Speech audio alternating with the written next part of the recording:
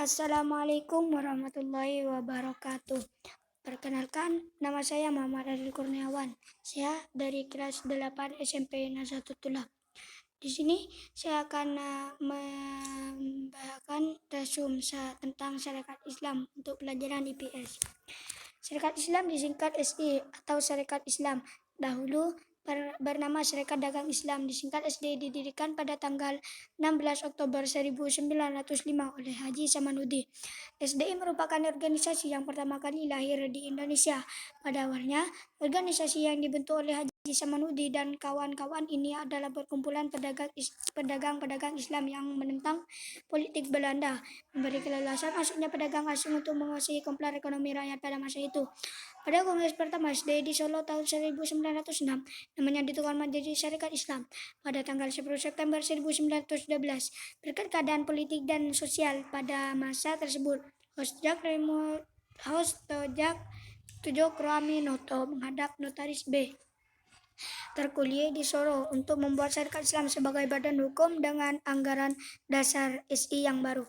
Kemudian mendapatkan pengakuan dan disahkan oleh pemerintah Belanda pada tanggal 14 September 1912.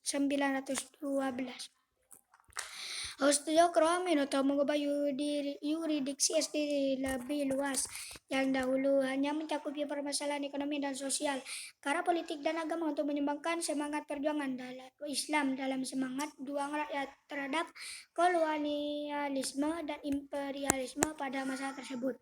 Selanjutnya, karena perkembangan politik dan sosial, SI bermetamorfosis sebagai organisasi pergerakan yang telah beberapa kali berganti nama, yaitu Sentral Syarikat Islam, singkat CSI. Pada tahun 2016, Partai Syarikat Islam PSI. Tahun 1920, Partai Syarikat Islam Hindia Timur PSIHT. Tahun 1923, Partai Syarikat Islam Indonesia PSII. Tahun 1929, Syarikat Islam SI. Tahun 1973, karena keluar dari Majelis Tahkim ke-33 tahun 1972 di Majalaya, dan pada Majelis Tahkim Kongres Nasional ke-35 di Garut tahun 2003. Namanya diganti menjadi Syarikat Islam, disingkat SI. Sejak kongres tersebut, eksistensi dan pergerakan Syarikat Islam yang masih ada dan tetap bertahan hingga sekarang disebut Syarikat Islam Indonesia. Sejak Majelis Tahkim ke-40 di Bandung pada tahun 2015 telah mengukuhkan Dr. Hamdan Zulfa, CH, MH sebagai Ketua Umum Lajnah Tahfidziyah. Melalui keputusan tertinggi organisasi tersebut, Syarikat Islam kembali ke hitahnya sebagai gerakan dakwah ekonomi dalam Majelis Tahkim ke-41 di Solo, di kota Solo. Tahun 2021, Dr. Hamdan Zulfa SHMH terpilih kembali sebagai Presiden Lajnah Tahfidziyah. Inilah gambar singkatan logo dari logo Syarikat Islam, singkatan SI, pada tanggal pendirian 16 Oktober 1905. Tipe organisasi Islam, organisasi pengkaderan dan perjuangan. Kantor pusat Jakarta Pusat. Bahasa resmi Indonesia, Presiden Dr. Hamdan Zulfa SHMH.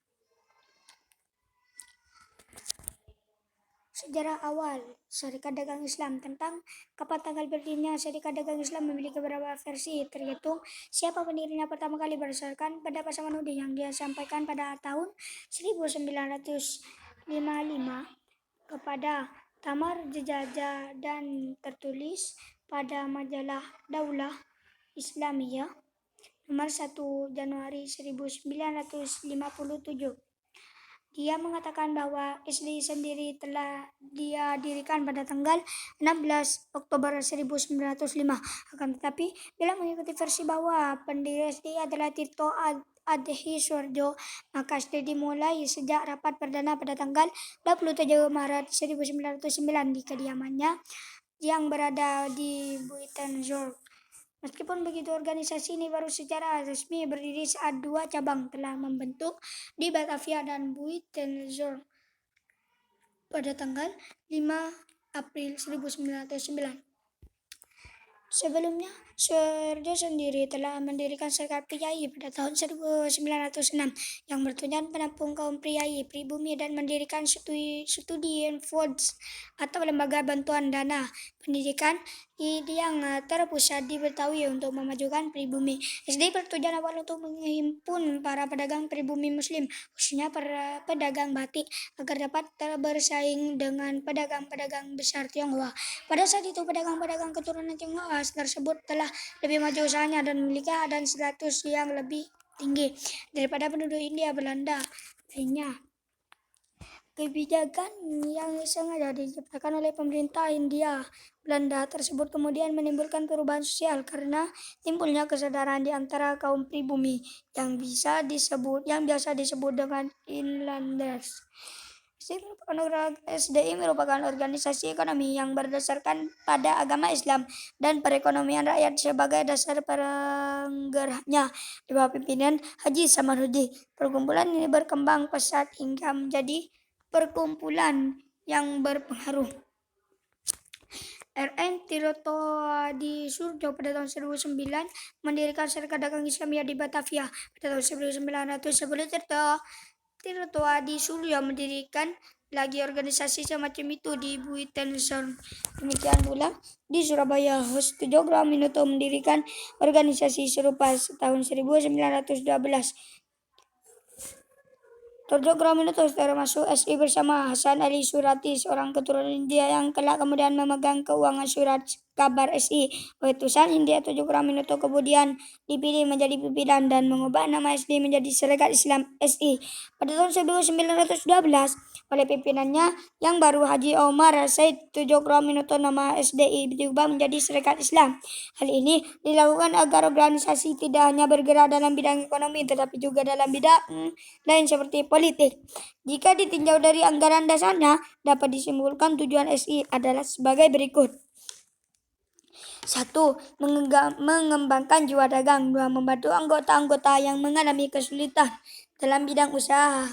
3. Memajukan pengajaran dan semua usaha yang mempercayai derajat rakyat. 4. Memperbaiki pendapat-pendapat yang keliru mengenai agama Islam. 5. Hidup menurut perintah agama. SI tidak membatasi keanggotaannya hanya untuk masyarakat Jawa dan Madura saja. Tujuan SI adalah membangun persaudaraan, persahabatan, dan tolong-menolong di antara Muslim dan mengembangkan perekonomian rakyat. Keanggotaan SI terbuka untuk semua lapisan masyarakat Muslim. Pada waktu SI mengajukan diri sebagai badan hukum, awalnya Gubernur Jenderal Iden Burung menolak badan hukum yang diberikan pada SI lokal.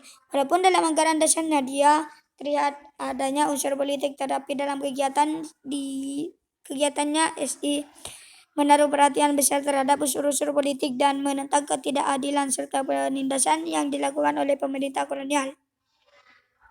Artinya, SI memiliki jumlah anggota yang banyak sehingga menimbulkan kekhawatiran pemerintah Belanda.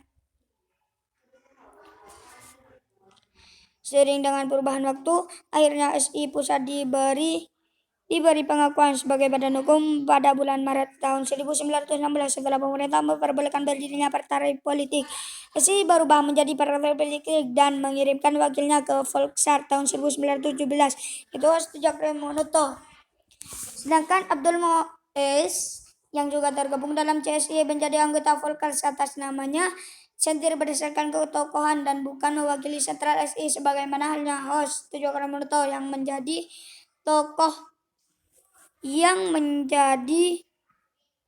anggota Volksar namanya sendiri berdasarkan ketokohan dan bukan mewakili sentral SI sebagaimana Hosjojo Graminoto yang menjadi tokoh terdepan dalam sentral Serikat Islam.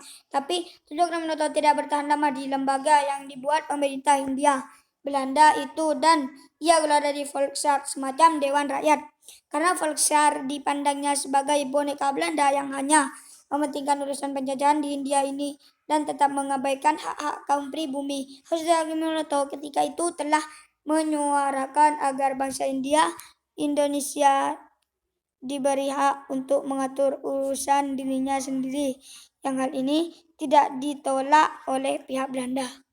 Cukup sekian resum dari saya. Wassalamualaikum warahmatullahi wabarakatuh.